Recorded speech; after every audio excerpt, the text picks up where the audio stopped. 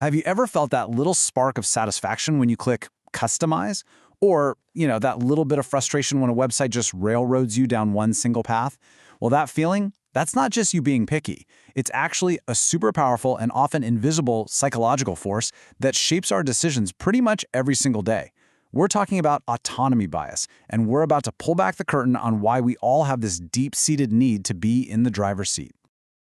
Frank Sinatra wasn't just singing a catchy song here. He was tapping into something primal, a fundamental human drive. That one line, "I did it my way," just perfectly captures this thing that every single person trying to persuade you, from marketers to leaders, has to understand. It's basically the anthem for our need for control. And this really breaks down the central conflict, right? On one side, you've got the marketer's plan. It's a carefully crafted path, totally focused on getting a specific result. They want you to do it their way. But on the other side is you, the customer, with this powerful, innate desire to do it my way. And it's right here, in this tension between their plan and our need for independence, that persuasion either works or it completely fails. So, this brings us to what we can just call the my way problem. It's this basic clash between what someone else wants us to do and our own internal drive to call the shots. And here's the key thing to get. This isn't just some casual preference for having options. Nope. This is a powerful, hardwired psychological need. Every single one of us is driven to have some level of control over our lives and what's happening around us. It's honestly one of the biggest drivers of human behavior, period. Okay, so we've got this my way problem, but how does that translate into an actual psychological principle? Let's dive in and really unpack the science behind this innate need for control. It's time to talk about autonomy bias. So there it is, autonomy bias. It's our built-in desire for agency, that feeling that we're the ones in charge, making our own decisions, acting independently. And when we feel like we have it, we're happier, we're less stressed, we're more satisfied. But when it feels like it's being taken away, we push back. Hard. And what's really wild is how easily this bias gets triggered. Check this out. Researchers in New York City were watching people at crosswalks where the walk signal was actually on a timer. The old push buttons were still there, but they weren't connected to anything. And get this, the people who pushed the useless button were way more likely to wait patiently for the light to change. Just the simple act of pushing it gave them an illusion of control, and that was enough to completely change their behavior. And trust me, this goes way deeper than just patience at a stoplight.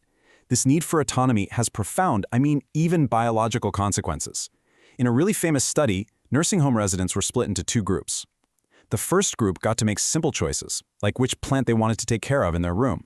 The second group had no choices at all. 18 months later, the group with zero choices had a death rate that was twice as high. Twice!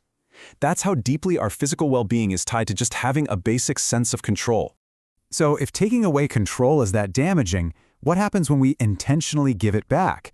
Let's look at the simple, incredible power of choice and how smart marketers use it to give us that sense of control we're all craving. Just think about it for a second. What do you think happens when you go to sell something and you only give the customer one option? You might think, well, that makes it simple, but psychologically it does something else entirely. This classic study on DVD players shows it perfectly. When people were offered only a Sony DVD player, just 9% said they'd buy it. Okay, but when a Philips player was offered right next to the Sony, the number of people who wanted to buy that same Sony player skyrocketed to 32%. That's almost 4 times higher, just by adding one more choice. So why the huge jump? It's all about how our brain frames the question. When you see just one option, the question in your head is, do I want this, yes or no? But the second you see 2 options, the question instantly flips to, okay, which one of these do I want? The idea of not buying it all just kind of fades into the background, because now our brain is busy comparing and choosing. We feel like we're in control of the decision. You can even trigger this feeling with just a few simple words. It's a technique called "but you are free," or BAYF for short. It's so easy. You make your request, and then you just add a simple little phrase that reminds the person that they are in control. Something like, "but you are free to choose," or, "of course, the choice is yours." A massive review of over 40 studies found that this simple addition can literally double your chances of getting a yes. All right, so we've got the theory down. Let's see how this stuff actually plays out in the real world. Here are a few quick-fire examples of autonomy bias in action. So way back when the big AT&T phone monopoly was broken up, customers had to actually pick a long-distance carrier.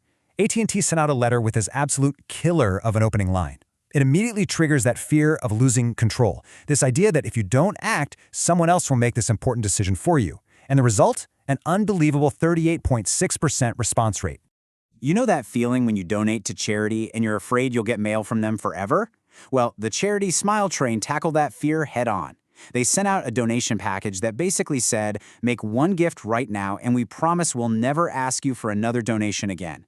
By putting the donor in complete control of future contact, they saw a 72% increase in their response. That's just a brilliant way to empower your audience.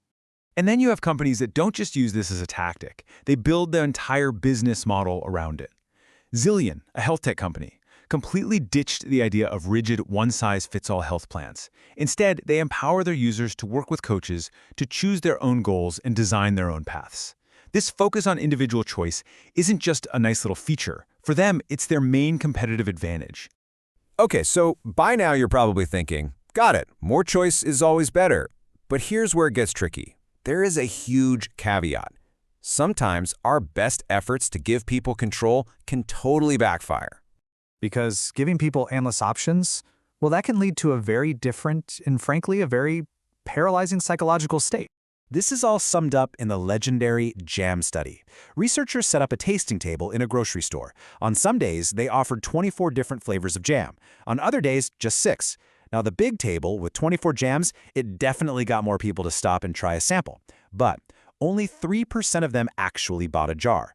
At the small table, with only 6 jams, a whopping 30% of the people who stopped made a purchase. They were 10 times more likely to buy. This is a classic example of what's called choice overload, and it teaches us a vital lesson.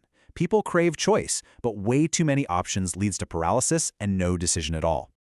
So we've seen the power of giving choice, and we've seen the very real danger of giving too much. Let's pull this all together with some key takeaways so you can actually take control of this powerful bias. So, at the end of the day, what's the secret?